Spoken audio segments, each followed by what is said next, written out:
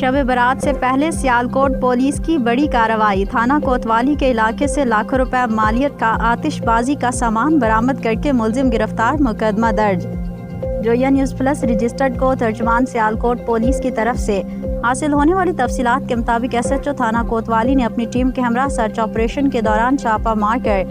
ملزم پرویز بدر احمد سکنہ سالو گجر گلی محلہ پنساریاں کو حراست میں لیا، جس کے قبضے سے لاکھوں روپے مالیت کا آتش بازی سامان جس میں 5000 پیکٹ پٹاخے،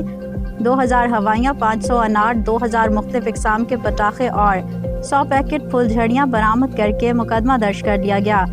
اور بعد ازاں ایس ایچ او تھانہ کوتوالی نے پکڑے جانے والے آتش بازی کے سامان کو بھی تلف کر دیا۔